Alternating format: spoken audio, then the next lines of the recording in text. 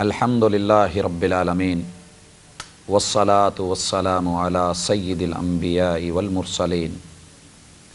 اعوذ باللہ السمیع العلیم من الشیطان الرجیم رب اشرح لی صدری ویسر لی امری واحلل عقدۃ من لسانی یفقہوا قولی۔ میری محبت کا محبت جواب دے، منفی رویے چھوڑ مثبت جواب دے۔ ناظرین، اعتراض کر لینا آسان ہے، لیکن مخلص ہو کر کے اعتراض کے بعد پھر اس کے تمام پہلوؤں کو دیکھنا، یہ تمام پہلو دیکھ کر کے اعتراض اٹھانا، یہ دو الگ چیزیں ہیں۔ آج ہم دیکھ رہے ہیں میڈیا کا دور ہے، اور اس میں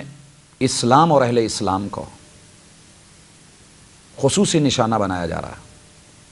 قرآن مجید کو ہم دیکھتے ہیں تو رمضان المبارک کی نشستوں کے حوالے سے ہم ایمان اور اتقان کو جہاں مزید مستحکم دیکھنا چاہتے ہیں، وہاں مسلمان کا قرآن مجید سے رابطہ بھی مزید قوی دیکھنا چاہتے ہیں۔ اور یہ دعوت ہے کہ اگر آج تک کسی کو یہ بات سمجھ نہیں آئی اور وہ یہ سمجھ رہا ہے کہ قرآن مجید یہ اللہ کی کتاب نہیں ہے، یہ معاذ اللہ اس میں کوئی چینج ہے، تغیر اور تبدل ہے، تو ہم ایک اور پہلو سے سمجھانا چاہ رہے ہیں کہ لوگوں، اگر یہ رب کی کتاب نہیں ہے تو ذرا سوچئے، اللہ نے جو کہا ہے ھدی للمتقین، تو کیا لوگوں کو اس سے ہدایت نہیں مل رہی ہے؟ آگ کا کام اگر جلانا ہے، وہ مکھن کو پگھلا دیتی ہے، لوہا بھی پگھل جاتا ہے، پتھر بھی گرم ہو جاتے ہیں، لیکن یہ اپنے من کی بات ہے۔ تو کسی کا یہ اعتراض کرنا کہ اگر یہ ھدی للناس ہدایت کی کتاب ہوتی ہے، سارے لوگ مسلمان ہوتے ہیں، تو بھائیو یہ بات سمجھنے کے لیے جو میں نے مثال دی ہے اس کو آپ دیکھیں۔ آگ کا کام جلانا ہے، لیکن اب اپنے من کی بات ہے، جو مکھن مزاج ہوتا ہے وہ جلدی پگھل جاتا ہے، جو لوہا مزاج ہوتا ہے اس کو ذرا کچھ اور دیر لگتی ہے، اور جو پتھر مزاج ہوتا ہے وہ گرم ہو کے ٹوٹ تو جاتا ہے لیکن کوئی مفید اوزار نہیں بنتا۔ لوہا گرم ہوتا ہے، سرخ ہوتا ہے، سان پہ چڑھتا ہے، ہتھوڑے کی چوٹ لگتی ہے، ہم اس میں چینج دیکھتے ہیں کہ مفید بن جاتا ہے، ایک استعمال والی چیز ہو جاتی ہے۔ تو انسان جو ہے، ان کی بھی کیٹیگریز ہیں، ان کے من اور نفس جو ہیں۔ تو اگر کسی کو کتاب اللہ پڑھ کے ہدایت نہیں ملی تو نقص کتاب اللہ میں نہیں ہے، اس کے اپنے من میں ہے۔ کتاب اللہ کہہ رہی ہے کہ آسمان سے جو پانی اترتا ہے اس کی گارنٹی آسمانی لیبارٹریوں سے ملی ہے، وَأَنزَلْنَا مِنَ السَّمَاءِ مَاءً طَهُورًا، کہ یہ پاک ہے اور پاکیزہ کرتا ہے۔ لیکن اگر اسی پانی کے قطرے کو لوہا بولے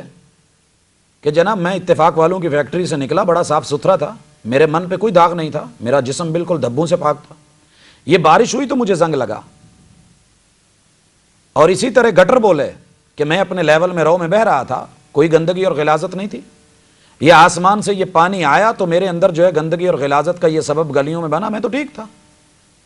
یا اسی طرح سانپ بولے کہ جناب میں خوبصورت،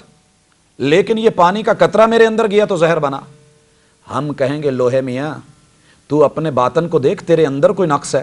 وگرنہ اسی پانی کے قطرے کو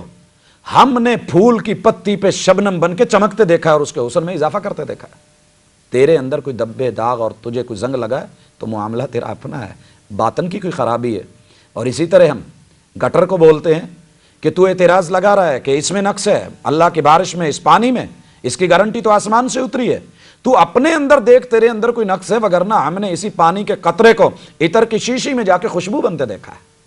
اور اگر کوئی یہ کہتا ہے کہ میں سانپ ہوں، میں ٹھیک تھا، حسین و جمیل تھا، میرے اندر یہ پانی زہر بن گیا تو قصور پانی کا ہے، ہم کہیں گے حسین سانپ کے نقش و نگار خوب صحیح، لیکن نگاہ زہر پہ رکھ، خوشنما بدن نہ دیکھ، کیونکہ ہم نے اسی پانی کے قطرے کو کالے رنگ کے سیپ کے منہ میں جا کے ہیرا بنتے دیکھا ہے، موتی بنتے دیکھا ہے۔ تو اس لیے حضرات، اگر کسی کو یہ بات نہیں آج تک سمجھ آئی تو وہ اپنے من کا جائزہ لے۔ اسی طرح کتاب اللہ کا معجزہ کہ تشکیل معاشرہ، دنیا میں کتنے معاشرے بنے،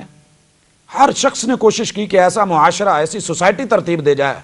کہ جو مثالی ہو، لیکن قرآنی تربیت یافتہ،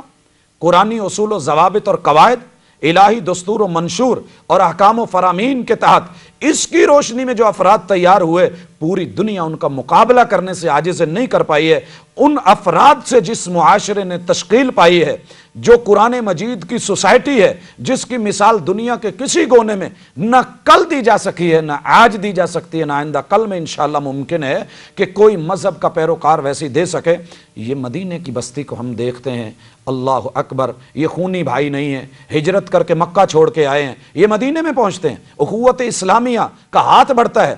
تو ہمارے سامنے مثال ہے کہ عبد الرحمن ابن عوف رضی اللہ تعالیٰ عنہ کو ان کے یہ اسلامی بھائی حضرت سعد ابن ربیع کہتے ہیں کہ میری 2 بیویاں ہیں، تم دیکھو جو اچھی لگے میں اس کو طلاق دے کے فارغ کر دیتا ہوں، تم وہ عدت گزارے گی اپنے نکاح میں لے آنا۔ اور کہا کہ میری دنیا کی مہنگی ترین خطے آج بھی وادی عقیق میں، میری وہاں زمین ہے، تم جا کر کے دیکھو جو تمہیں بھلی لگے وادی تم لے لو۔ ایک طرف پیشکش کی انتہا دیکھی ہے قرآنی تربیت، اور دوسری طرف استغنا کی انتہا دیکھی ہے، للچائی نظروں سے نہیں دیکھا، رال نہیں ٹپکے ہیں، بلکہ کہا لا بارک اللہ فیک دلونی علی سوق المدینہ، اللہ تیرے مال میں دولت میں عزت اور برکت پیدا فرمائے، مجھے مدینے کا بازار دکھا دیجئے، میں تجارت کر کے جو ہے اپنی روزی روٹی کا بندوبست کر لوں گا۔ کیا ہے یہ قرآنی معاشرہ ہے؟ کوئی لائے تو صحیح اس طرح کی مثال۔ ہمارے پاس مثالیں بھری پڑی ہیں، اور دنیا کا امیر المومنین اور آج کے پروٹوکول اس دور کو دیکھیے، سفیر دیکھنے کے لیے آتے ہیں کون ہے کہ جس کی فوجیں پوری دنیا میں لگی ہوئی ہیں اور دنیا کانپ رہی ہے، اس کا محل کیسا ہے، اس کا جو ہے صدر ہاؤس کیسا ہے۔ جب دیکھنے آئے مدینے میں، پوچھا کہ آپ کا صدر کہاں پہ ہے، تو بتایا وہ باہر مدینے کے باہر ببول کے درخت کے نیچے جو شخص لیٹا ہوا ہوگا وہ ہمارا امیر المومنین ہے۔ کہا ہم سے مذاق کرتے ہو؟ کہا نہیں، ہم مسلمان ہیں، مذاق نہیں کیا کرتے۔ باہر گئے تو دیکھا کہ جناب عمر ننگی زمین کے اوپر اپنے بازو کا تکیہ بنا کے لیٹے ہوئے ہیں۔ تو انہیں بولنا پڑا عادل تفنمت یا عمر، عمر یہ تیرا عدل ہے کہ جس نے آج تجھ کو اس ننگی زمین کے پتریلی زمین کے اوپر اپنے بازو کے تکیے کے تحت جو ہے ایک میٹھی نیند دے دی ہے۔ ہم نے شاہی درباروں کے اندر بڑے بڑے ان لوگوں کو دیکھا ہے، ان کو نیندیں نہیں آ رہی ہوتی ہیں، مخملی بستر ہوتے ہیں۔ تو یہ مثال کون دے گا؟ نہیں کوئی پیش کر سکا۔ اسی طرح کتاب اللہ کا ایک اور بہت بڑا معجزہ، عدم تغییر و تحریف کے اعتبار سے ہم مرور زمانہ کے ساتھ کچھ مثالیں دے چکے ہیں، لیکن اللہ کے رنگ کو بدلے گا تو کون بدلے گا؟ سال ہا سال بیت گئے، صدیاں بیت گئیں، زمانے گزر گئے، لیکن جو کتاب اللہ کا رنگ کل تھا وہ رنگ آج ہے۔ جس طرح وہ کل اہل اللہ بناتی تھی وہ آج بھی بنا رہی ہے۔